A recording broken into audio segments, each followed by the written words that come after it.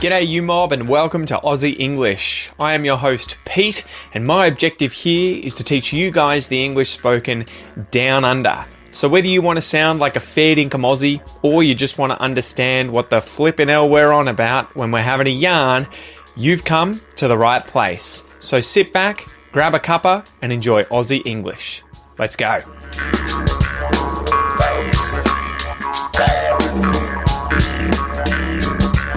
G'day you mob, how's it going?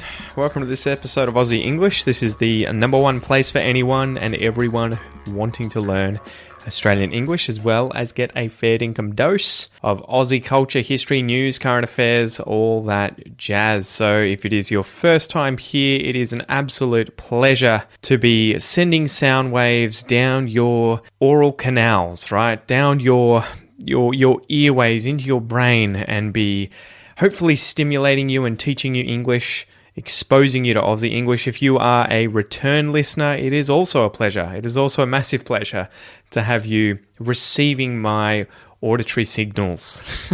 I'm just mucking around a bit, guys. I'm a bit pumped up. I just got home from a walk, so I have been walking, trying to do my 10,000 steps every day at the moment. Trying to lose a bit of weight. I have reduced my intake. I'm watching what I eat and have been losing about 1 kilo a week for the last few weeks. So I have been, trying to get into shape, trying to get back my fitness that I once had. You know, I sort of reached that limit of dad bod, right? Dad body, the body you get when you become a dad.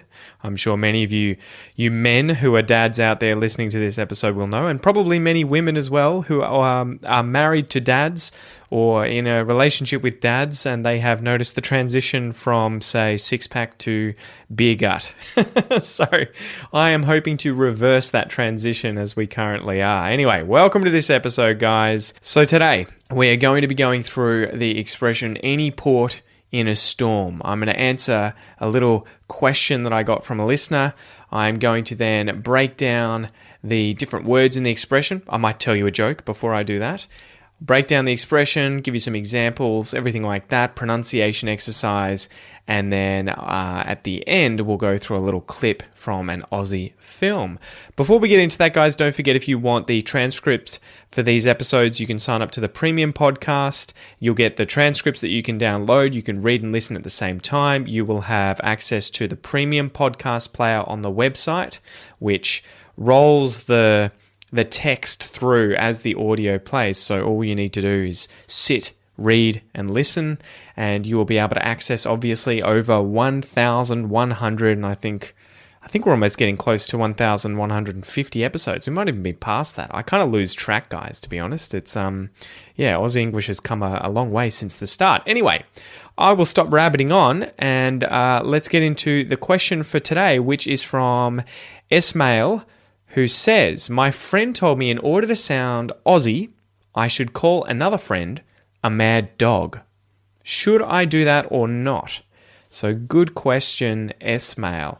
So this is interesting, and I thought I would answer it because a mad dog is a wild and crazy person, generally a man. So Pete is a mad dog. Every time we have a party, he goes crazy, sculls 10 beers, hangs out with everyone. He's just wild. He's a mad dog. A cool, awesome, kind of crazy person. However, if you call someone a dog, it can either be an insult, that guy's such a dog, or a compliment, you dirty dog, depending on the context. So if you call someone a dirty dog with an obvious negative tone of voice, you're probably emphasizing their subhuman qualities, right? You're insulting them. This guy is such a dirty dog. Whereas on the other hand, if a friend or colleague just say accomplished something that took a good deal of cleverness on their part, you could give them the compliment by saying, you sly dog, or you clever dog, right? So the irony here is that I find dogs in general are good creatures that are very trustworthy, but it can be an insult, meaning you think someone is a liar or a cheat or someone who is untrustworthy, right? And that guy's a dog. Be careful of that guy, he's a bit of a dog. And I looked up the origin, and in the 17th century in New England, to call someone a dog was an insult of the highest order, as dogs were believed to be used by sorceresses, this is like witches, to carry out evil commands. So there you go. That's why it had a negative connotation to it in the past. Anyway, slap the bird, and let's get into today's joke.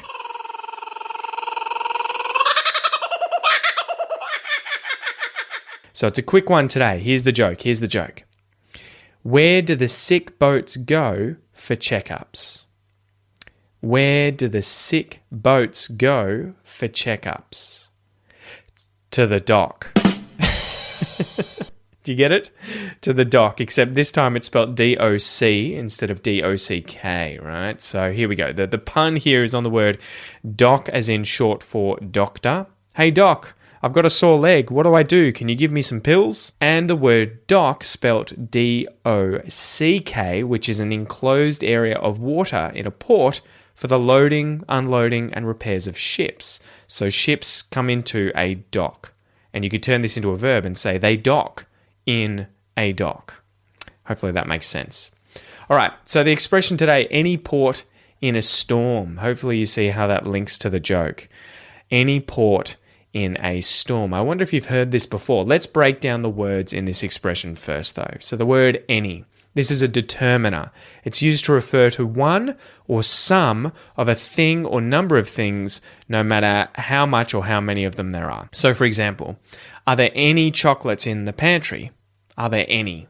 Is there one? Is there many? I don't care. Are there any chocolates in the pantry? A port. A port is a town or city with a harbour or access to navigable water where ships load or unload, right? And a port can also just be a harbour. So in, say, Port Phillip Bay, there is a port near Melbourne, ironically called Port Melbourne. I mean, you know, there's not really much irony there. That's kind of the point of what I just said, I guess. The irony there being that Port Melbourne is where there's a port near Melbourne. All right. In, this is within something, inside of something. So I'm in the car. I'm in my room. A, this is the indefinite article. So it's also a determiner used when referring to someone or something for the first time in a text or conversation. I saw a dog. This could be any dog. It's a non-specific singular dog. I saw a dog. Or here's a drink. It could be any sort of drink. Water, beer, Pepsi, could be anything, but it's a drink. And lastly, storm. A storm is a violent disturbance of the atmosphere with strong winds and usually rain, thunder, lightning, or snow. The storm came through and blew down a tree. So now let's go through the definition of the expression, any port in a storm, any port in a storm, because it's kind of confusing. The words in it you might understand, but the meaning is a little different, okay? So we say any port in a storm to say that a person will use anyone or anything for comfort, help, etc. when in a bad situation. So when you're in a really difficult situation, you need to not seek the perfect solution, you just need a solution. Any solution will suffice. So if for example, you are a boat in a storm, any port is where you want to go. It doesn't matter which port, you just need to get to a specific port. So I looked up the origin of this, and on phrases.org.uk there was a good explanation from where this came. So I thought I would read this out for you guys. The first known use of this proverb in English was from author John Cleland's bawdy novel Memoirs of a Woman of Pleasure, 1749. Quote, "Pooh, says he, my dear, any port in a storm." Cleland's book is better known as Fanny Hill. The content of the book is, in the words of Mary Whitehouse, the founding president of the UK National Viewers and Listeners Association and campaigner against the Permissive Society, utter filth. So it's obviously a book you probably don't want to read. Anyway, Cleland goes to elaborate lengths to describe the events in the story, which are by any standards exceedingly lewd in euphemistic language. That is the case in the extract where any port in a storm is found. what the heroine was doing with her gentleman companion uttered the line above, "I'll leave you to look for yourself." Whether Cleland coined the term any port in a storm isn't clear. He made no attempt to define it, so it may be that he knew that his audience would have been familiar with it. It might also be that he made the line up and didn't feel the need to explain it any further. Either way, no example of this line was found before 1749. So there you go. Pretty cool little story. So let's go through 3 examples of how I would use the expression any port in a storm. So example number 1, imagine you're out with mates on a Friday night after work. You're looking for a pub to have a few drinks at. So you go to your usual watering holes. For a bunch of random reasons, though, they're all shut, right? So watering hole can be used here sort of euphemistically to mean a place where you can buy drinks to drink, right? It's a watering hole where animals would go to drink. It's a pub or a bar, somewhere you go to get drinks. So maybe one of these places that you normally go to has had a gas leak, and then another one's closed because it, had a fire or something, or had renovations. So all these bars and pubs that you normally go to are closed. So you keep walking the streets and eventually stumble on a pub that you're not really a big fan of, but you're dying for a drink, so you know what they say, any port in a storm. You're in a desperate situation. You're seeking a solution to this problem. You just want to drink.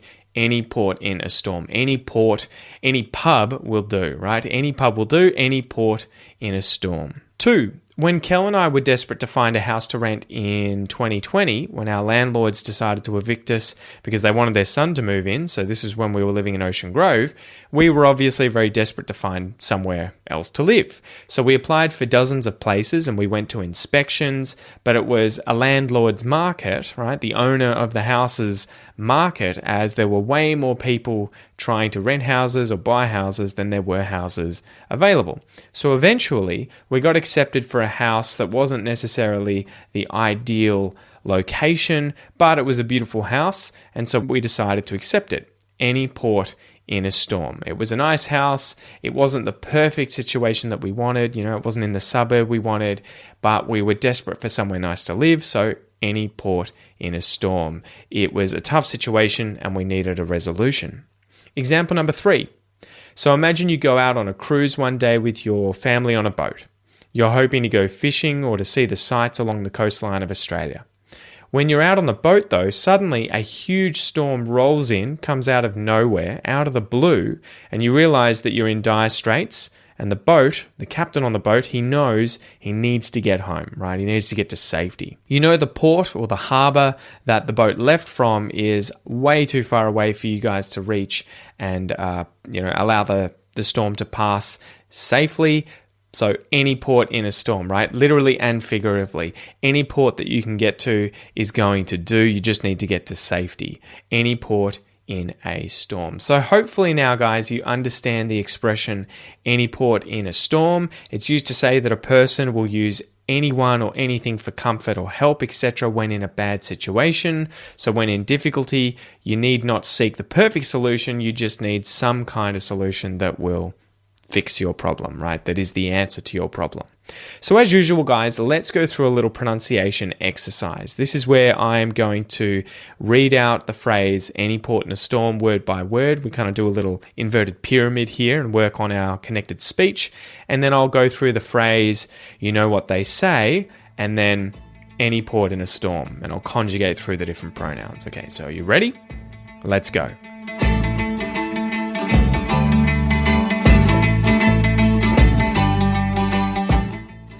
Any port, any port in, any port in any port in a storm, any port in a storm, any port in a storm. Any port in a storm. Any port in a storm. I know what they say, any port in a storm.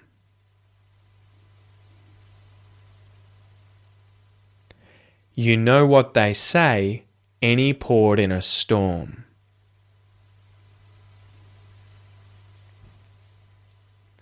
He knows what they say, any port in a storm. She knows what they say, any port in a storm. We know what they say, any port in a storm. They know what they say, any port in a storm.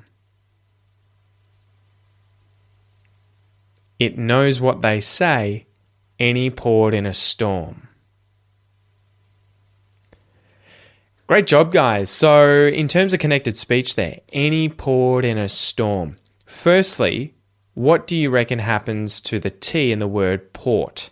So if I enunciate that, if I pronounce that very clearly, port, you say the T sound, port, port. Interestingly, because it's at the end of a word here, it's unaspirated. So as opposed to a word that starts with T, like to, where you really feel and hear the t, the aspiration, right, where the air's coming out.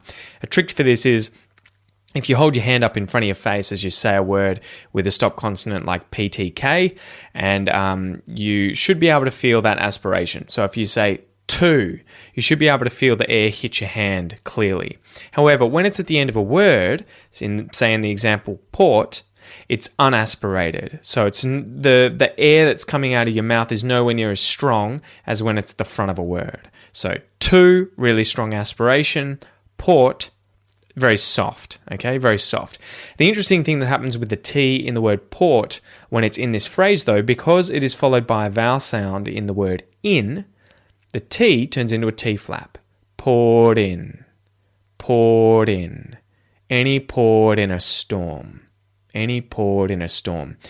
And then lastly, for this little phrase, which words do you hear stressed? Any port in a storm. Any port and storm. Inner get reduced down, they get the schwa vowel sound, any port in a storm. In fact, it may be inner, so you'll still get the I sound in, but A will become Any port in a storm. Good work, guys. All right, so finishing up, today's clip comes from an Aussie horror film called Razorback. This was from the 80s, and it's about a huge wild boar in the desert, and these are known as razorbacks, really large male wild boars. The thesis of the film is effectively that a big Australian pig attacks an old man, grabs a baby and kills a newswoman, and her husband investigates. So the film's pretty average, but it's also kind of funny if you like 80s style tacky horror films, especially those set in the Aussie outback.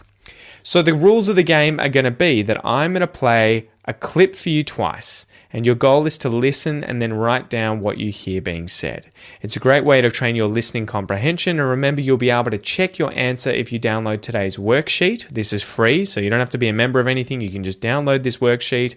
You'll see the words that were defined in the episode, and you'll also see the pronunciation exercise.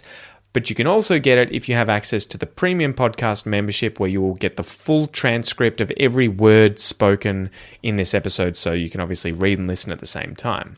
All right, so you ready to go? Here's the first playthrough. Wasn't so bad a couple of years back. Now these boars are eating us out of house and home. How'd you go? Did you get it all? Time for the second playthrough. Wasn't so bad a couple of years back. Now these boars are eating us out of house and home. All right, great job, guys. That's it for me. I hope you enjoyed this episode. Don't forget, if you want to read whilst you listen, grab the Premium Podcast. Just go to aussieenglish.com.au/podcast.